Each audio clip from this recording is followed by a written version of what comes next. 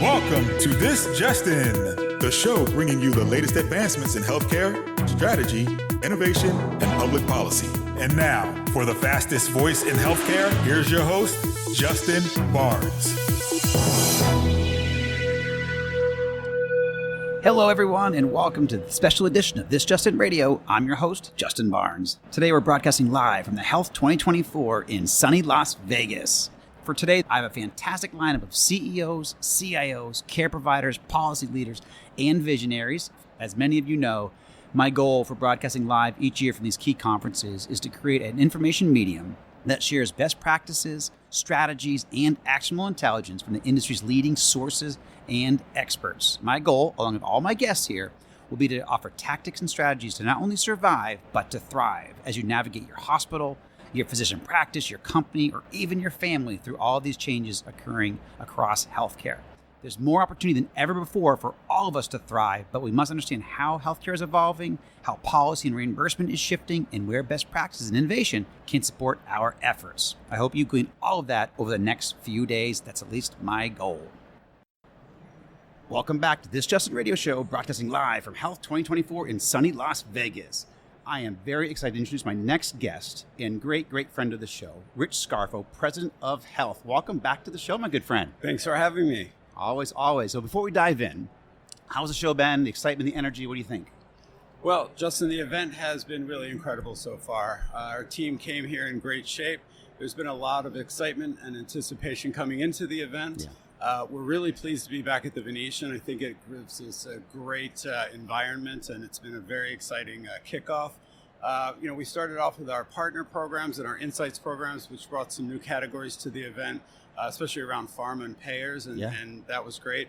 And, our social as of today is about 35% ahead of last year. So I think a lot of people are talking about their experiences here. Oh, they are. No, the energy here is unparalleled. We were catching up a bit before we came on air. And the excitement for this show, even building up the last couple of weeks, has been, tremendous. And then you get here, and everybody I meet with, everybody that I've seen, spoken with, just they love it. They love the energy here. They love the people. They love the conversations, and also how we're driving healthcare forward, and not just through innovations, but through relationships, through collaboration. And that's been a resounding theme with my guests. So congratulations and just job well done. Yeah, thank you. So I guess for my audience, anybody who's not here in person can see all these thousands and thousands and thousands of people and thousands of thought leaders, thousands of CEOs and board members. Basically how many people have been, what's the attendance right now and how's that? As of this morning, we are over 12,000, which is ahead of last year. What's really important, though, in those numbers is 60% of our audience is VP and above, and of those, 40% are C-suite. Yeah. And, I know we've been talking about the importance of C-suite and decision makers at this event, and it's really one of the things that makes it, I think, different and more valuable to companies is not just the number of people here, but really the quality. The level, but also the sectors that they represent. I mean, we really look at health as an ecosystem event that brings together all of the key sectors of healthcare, and that's really important if you want to advance any dialogue. Absolutely. And one thing I've noticed, you mentioned executives, C-suite, and VP and above, and also I see a lot of board members too here. So the dialogue has been about what we're achieving too. It's not just about the future. We've been talking about AI and what's going to bring, but what's really cool about the dialogues that I've had and guests is talking about where AI is making a difference today in their healthcare ecosystem, with their relationships, with their care delivery, with their care strategy, and then also what to look forward for in the future. That's monumental. That's really cool to see how all this is kind of coming together now. Yeah. It's, as we sit here doing this podcast, we're looking out on the AI pavilion. Yeah, exactly. It's one of the many new things at this year's event, but AI is not just on the floor, it's in the program. That's right. We're hearing it in a lot of the discussions. It's really touching everything, and it's, we're just at the beginning of that. Love it.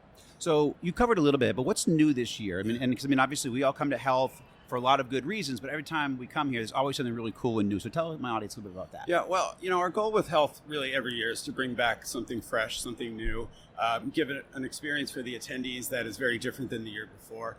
And this year, our job was a little bit easier because of everything going on. So I mentioned the AI pavilion. We have about 60 companies in this pavilion here. We also have 2 theaters with 3 days of conversations around case studies and product demos. We have our oral and systemic health pavilion, and that has been an amazing launch led by CareQuest, Colgate, and a lot of the key leading companies in that space. And that will really set the tone for what we do next year. Yep. Class has brought their innovation awards to this year's event, which we're very excited about. We have, I think, 4 pitch competitions this year. So we started out in the beginning with just the health pitch, but what we found is with so many startups here, we have about 350 startups on the floor and another 1,600 attending as part of our numbers. And so the pitch competitions are really an important vehicle for them. AARP is doing a lot in the age tech space and healthy aging. So they brought their reception, they brought a pitch competition of their own and a pavilion. We have more international pavilions this year. And we're also looking at extending the attendee experience. So we have Restaurant Row, we have Starbucks this year, the buyout. So we're taking the event and kind of expanding it into areas where people can not just be on the floor and socialize, but have, settings that are really high touch. And then we'll end tomorrow with our Wednesday summits, and they're on deeper dives on key topics. So it's an opportunity for people that are here on the half day Sunday or Wednesday to really tap into some of the things that have been discussed throughout the week, but in a much deeper way, and then there'll be networking after that. Yeah, and one constituency that we left off, which is really key to health, at least from my perspective, is the investors. You have a lot of investors walking around who are looking for their next innovations, looking to follow up on their current investments, and certainly looking for great investment for the future. Yeah, and I think health for the investor and startup community, I think, is probably one of the most important events in healthcare. We have about 1,600 investors here this year. We have our Investor Connect lounge where we'll host upwards of 2,500 meetings between them and startups. So, again, it's that networking, it's the dialogue, and it's really bringing people together. Yeah, and one thing you guys do really, really well, better than anybody else by far, almost everything you just discussed, but also your food. You guys have phenomenal food, and there's food everywhere, and there's refreshments everywhere for us. It makes a big difference when we're back to back for 12, 14, 15 hours a day to have access to a healthy piece of fruit or some water or coffee or delicious lunch, breakfast. So one of the things we don't like is an exodus off of the floor. So what we do is we create an experience with food. Our stages are on the floor. We have lounges on the floor. Of course, we have upwards of 800 companies exhibiting on the floor. And we have pitch competitions. So we try to create that environment here. It adds to the excitement, and it really allows people to just navigate around throughout the day and do as they want. Yeah, smart. Mm-hmm. It's very well set up and very thoughtful and thought through. So great job there, too, to you and your team. So what are you most excited about? There's a lot going on here. There's a lot. Yeah. So, but to narrow it down to one or two things, what are you most excited about health? We've touched on some of it. I think we're 2 days in now. We've got another, day and a half to go. I think for us, seeing health really become the most important platform for discussions and deals and learnings and business really around health innovation. We've mentioned AI, but pharma is also a really big topic this year, also tapped into AI on that. Yes. And the focus on women's health throughout our program has been something that we've been working on, and this year it really seems to be front and center. The expansion of our Nurses at Health program has also been something that's really exciting. We have over 330 nurse leaders here this year, which is a record for us. And it's important for them not to just talk to each other, but really to talk to all of the leaders that are here, and that was the point of us launching it. Mm-hmm. Our Ask Patients program has record number of meetings in that this year, and that's bringing patients together with leading companies. And our program has been amazing. So I'm super excited about the speaker lineup. The John Legend, Lance Bass, Chelsea Clinton, Halle Berry, Lenny Kravitz later on today. And, that's just where we add the health touch to the program. Right. We also have almost 500, or actually over 500 speakers representing leadership and CEOs from across the entire ecosystem. And I think one thing that, the health team is really incredibly proud of is that we will have the First Lady of the United States speaking tomorrow. Yeah. And it says a lot about the role of health and where it plays, the role that it plays in the industry right now, that the First Lady of the United States would choose our event to make an important announcement and talk about, again, funding and support in women's health. Yep, love it. And what about Busta Rhymes? Busta Rhymes will be tonight at Dre's. It goes back to not just the food, but the experience. Yeah. And, we really believe that, especially to attract and keep senior executives in C-suite, it has to be a great business platform, but they also have to feel like they have an experience that is equal to an executive retreat. Yep. Well done. So what are a few upcoming events for health? So we now have 3 events. We will be coming into Vive. We're returning to Nashville in February 16 through 19. Health Europe will have its second year in Amsterdam, and that's June 16 through 19. And then we'll be back here in Las Vegas in 25, October 19 through 22. Nice. And do you think Vegas is kind of the home now for health, or is it? We last year we were in a convention center, just date availability. Yep. We're back here at the Venetian. I think it's, as you can see, the energy, the ability for people to stay within the facility and do lots of different things. It's important. So Vegas will always be health. Vive, we do move back and forth. So we've got Nashville, we've been in Los Angeles, we have San Diego in the future. So that one will probably move around a bit, but Vegas is our home for health. You had Miami for Vive too? Miami was our kickoff. That was great. We needed a fun city to, we were just coming out of a tough time too. So we needed really a place where we could also have a lot of outside events, and Miami was it. Yeah, I will say, the energy here, having it here at the Sands and having the Palazzo so close, great restaurants, the Venetian, everything's kind of right here. It's created a whole nother level of collaboration where we don't have to be so spread out. Absolutely. So I think it's brilliant in that regard. Looking forward a little bit to Vive. I love Vive for different reasons. We, again, caught up off air a little bit about the difference between health and Vive, and how I think what health and Chime came together to create Vive, right. and Chime's a phenomenal brand in the industry, phenomenal work. Certainly kind of catering more to the IT, the CIO organizations and leaders. Tell us about Vive a little bit, because that's coming up. It's near and dear to my heart as well. I usually broadcast from Vive as well. But talk about that. Yeah. So Vive, again, returning to Nashville, I think will be great. Such an incredible built-in healthcare community.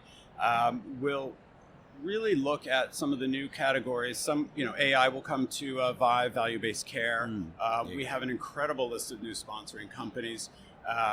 We have, again, same format as health in that senior exec and C-suite, again, more CIO there than CEO here, serves very different purpose. We create that environment within the event, so we're keeping people in really important discussions to move things forward. But that's an industry that also, needed a new event, and that's why we came up with Vive. So what we thought bringing forward was something that was unlike any other event out there, and we took a lot of the best of health and brought it to Vive. The content and the speaker lineup for that event is coming together now. And I think I'm just most excited about seeing the growth in that event, and the fact that in really 4 years, Vive has established itself in the health IT and digital health community as one of the top events and must-attend events. So we're pretty proud of that. Absolutely. No, I'm a big fan of Vive too. It's just another level working with that type of platform, working with CIOs. CIOs make it happen every single day, and so that's in our health systems and certainly in our healthcare organization. So I love what they bring to the market and to the energy and to the industry, and so I like to collaborate with them just because they're where the rubber meets the road. That's right. So Vive is certainly phenomenal for that. We only see about a 30% overlap in audience and companies at the events, which is really our intent. And so keeping those events very different and very important for the sectors that we attract and the executives that we attract will be really a focus. Fantastic. Yeah. Rich Scarfo, thank you very much, my friend, for attending, and we'll see you soon. Thanks for having me, and enjoy the rest of the show. Absolutely. You too, man. Thank you. Welcome back to This Justin Radio Show, broadcasting live from Health 2024 in sunny Las Vegas. I am very excited to introduce my next guest and new friend of the show, Joy Rios, founder and CEO, Like a Girl Media, and host of HIT Like a Girl podcast, Hit Like a Girl podcast. We go with Hit Like a Girl. There you go. I like that. Perfect. Welcome to the show, Joy. Well, it's my pleasure. Thank you so much for having me, Justin. This is long overdue, probably about 10 years long overdue, but that's okay. Love it. Happy to be here and thrilled for the conversation. Same here. So I assume it's been a couple amazing days here at Health. Tell me. It's been fantastic. Yeah, it's been, we know how it is. It's overwhelming, but in the best possible way. I know. We're talking about that as we before we came on air. It's just the conversations, it's overloaded in a lot of ways. Sensory overload, communication overload, collaboration overload, but all in a very positive way. Fantastic. It's a blessing to be here. It's a true joy to be here. And a joy to have you here. But tell us a little about your first couple of days here, some of the fun things. I have had a big role in the podcasting. So I have spent a lot of time in Podcast Lounge and really supporting all of the podcasters. And I was at the first Health. Mm-hmm. And so it's been really neat to see the growth of it and how many new voices there are that are are sharing about the industry, and it's nice to be in this supporting role to be able to allow them to do that. And you've done a phenomenal job. You and Dan have done a great job making me feel at home, making sure everything goes smoothly, all the organization. Even the producer here was fantastic. This gentleman, Alan's we awesome. Love Alan. Yeah, Alan's a rock star. Alan has been so grateful and so helpful through all of my shows. So great job, again, to you and Dan. So kind of diving in a little bit, what progress are you most excited about seeing in the industry today? Okay, so I want to share something interesting with you that I am going to guess is different from the answers from your other guests. Love it. Okay, Like a Girl Media, we have a community, and one of the things that I host is a bi-weekly book club. And we don't have a regular book club. We do a healthcare policy book club. Oh, I love that book club. Every 2 weeks we get together and we basically keep our radar on like what new regulation is out. We get to review like what are the drafts, what are the final regulations, and we essentially, and I'll share, we use AI to help us understand it. So we have 1 hour together, we set our time together, we upload in advance, okay, here's 1,000 pages, and we all come with different perspectives and ask questions of each regulation. How does this affect me? How does it affect cybersecurity? How does it affect interoperability? And basically we have a group of women with very different perspectives in the industry that basically bring incredible insights into like how this stuff affects it, how policy affects all of our jobs.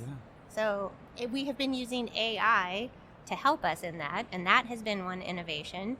And one of the conversations that has come out of that is looking at how AI is being used on the back end, whereas like, okay, well, there's so much information to process, it's literally impossible to keep up with it all. So how can we cross-reference? We're just like, okay, how does that policy affect this other one? And are the codes over there, influencing like the, conversations around security over here? And so I don't know. Tell me what you think about that. Love that. I've never heard of a book club that I would more want to join than that book. I'm a nerd. I studied constitutional law in college. I love public policy. I've been doing it for 15, 16, actually now 20 years. I'm getting old. But I love that. Yeah, it's so much fun. It's a small group of women, but we're all very passionate, and basically it's like we feel smarter after every sit down. Absolutely. So do you do this virtually via Zoom? How do you do it? It's just a Zoom meeting. I think fantastic. I love that idea. I may have to start that on the male side then, because male, I can't join it. Yes, it's for we are a community of women and male allies. So actually, anybody who wants to be part of it, and that's the thing. It's self-selecting. It's not the kind of thing that everybody's interested in. Geeking out about policy, but like we're like, okay, let's ask some good questions. And women's health is on the line a lot in this particular election, and what's going on in healthcare at the moment, and so we bring a lot of that insight to the conversation too. Of like, hey, are we well represented in this? And if we need to create a comment or have our organizations make a comment, can we influence that? And Absolutely. and Well, I know Congress administration listens to all voices, so I think that's great that you're doing that, and it absolutely works. I'm a big advocate for letting your voice be heard on Capitol Hill, and of course all the different state capitals, but certainly Capitol Hill. Fantastic. So following that kind of, that track and maybe on, what healthcare or digital health trends are you starting to see in the industry or that you're following closely in the industry? Well, it's mostly the policy. So I would say that in each of these 2 weeks we're like, okay, what do we want to talk about? And one thing that I have really focused on and is great for conversation is bias in AI. AI doesn't go away. I'm sure it's in all of your conversations, and we're like, okay, AI, but it is so important that we get it right. Very true. And so it's one thing that we really have our eye on. There's a regulation specifically about like, okay, if healthcare organizations or systems that are implementing AI if that's happening, how do we make sure that it is done in a responsible way? Absolutely. No, I was recently appointed to the CHI work group board, and I've been following the Coalition for Health AI, and certainly want to, it's basically exactly that, trying to create these standards, make sure the ethics are all involved. How do we do this? How do we do this prudently as a country, as a community, as a global society? So right. It's not an easy task, right? No. And it's just like, how much information do we have to feed? And it's not just what data is is it learning from, but also what are the missing conversations and who is not represented. And it's really hard to track missing data. Right. Right? Yeah. That's where the bias can come from. Yeah, exactly. Absolutely. Very good Yeah. point. And as folks that were like, hey, if our patients are being influenced, or we as people are being influenced and affected by this policy, like, we better have a voice. Right. And so we try to empower each other. So fantastic. So what are a few best practices, or strategies that can help navigate that trend, or not, obviously, AI, bias in AI, but what are your thoughts there? And we can, snap best practices. I mean, it's a continuous learning, and also, God, the pace of these even AI models is changing so quickly. And so even what we were using 6 months ago has evolved. And so just, keeping our pulse on it, right? Mm-hmm. It's just like, if you think you understand it now, wait 24 hours. I know. That's a good point. So how do you give people, what advice do you give to them in that direction? Say, hey, this is how you keep your finger on the pulse. So this is how you can, or even, solve for some of those issues. Well, I would say a practical tool. And this might seem very basic, but it is quite literally of like, okay, we'll take a 1,000-page document and ask questions of it, uploading and say, how does this apply to me? And what could I do to have, and that's for any, document, but ultimately it's just like making sure that we're engaging and fast tracking our understanding so that we can make use of all the knowledge to turn it into wisdom. It's excellent. I love it. Mm-hmm. So thinking beyond today, what do you see as a key strategy or trend that we've got to be ready to navigate in 2 or 3 years from now? Okay, so I'm going to stick with this, and I'm thinking education. And one is like making sure that our workforce, especially if we're going to be implementing all of these systems, making sure that we teach people how to use it. It's one thing to say, oh, that's shiny and new and nice, but like, practically speaking, we need to train a heck of a lot of people and educate them. And so how do we keep up with that pace? Mm-hmm. And I don't know the answer, but I know that it needs to be done. Yeah, I think I agree. So you're talking about AI specifically even? Yeah, specifically. If it's like, okay, if we're training people and implementing different solutions, of making sure that they get adopted in a way that, is intended. And there's a lot of things that we try to introduce to the healthcare systems that nurses or whoever, stakeholders, are to say, nope, we're not doing it. So making sure that we're actually educating people so that they can make use of the best use of technology. And I think that ties right back to where we are. So there's a couple of different ways you can look at that. I think for the industry, that's why we have health. That's why we have Vive. That's why we have HIMSS. Those industry conferences are really important. And obviously other physician organizations and their associations as well. I think also when you think about community as a large, I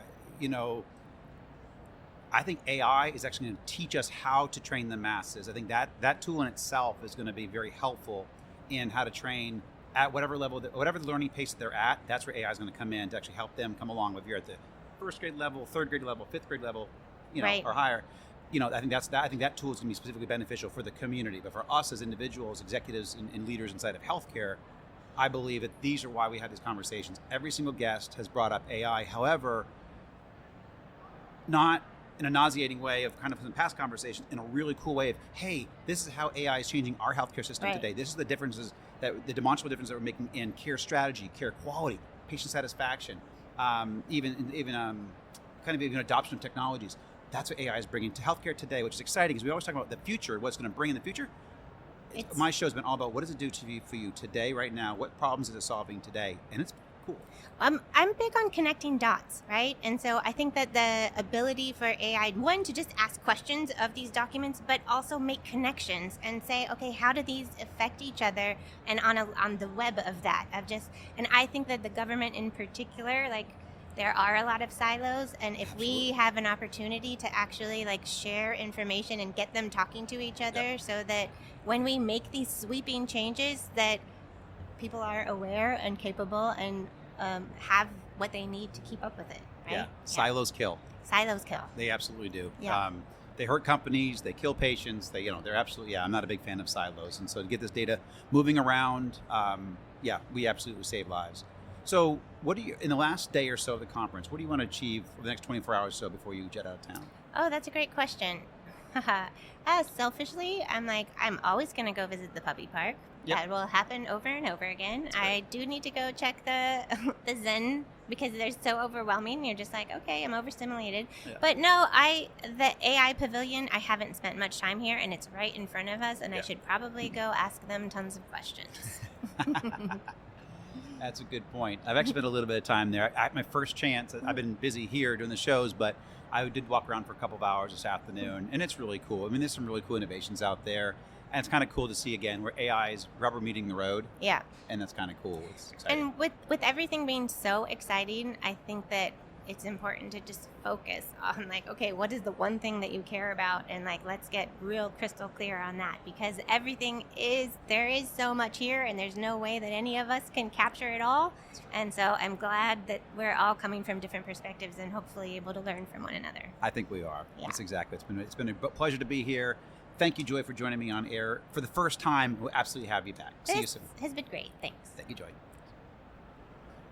Many thanks to my show's supporters and partners, and certainly to Rich Scarfo and the entire health team for this opportunity to broadcast live each year from the health conferences, and this year from Health 24 in sunny Las Vegas. And a big thank you again to all of my listeners and all of my supporters. And please tune in as we broadcast these shows weekdays at 2:30 p.m. Eastern, 11:30 a.m. Pacific. As always, you can find me on my LinkedIn at Justin T. Barnes, or track me on Twitter at HLT Advisor and use the hashtag #ThisJustinRadio so we can respond to your comments from the show. If you miss any of this broadcast and want to hear any of my shows, they're all posted at Amazon Music, YouTube, Spotify, Pandora, Apple Podcasts, iHeartRadio, SoundCloud, Spreaker, and on the TuneIn platforms. And also, you can check out some of the new content that we published on the Thought Leadership page at justinbarnes.com. Thanks, everyone, and have a great rest of your day.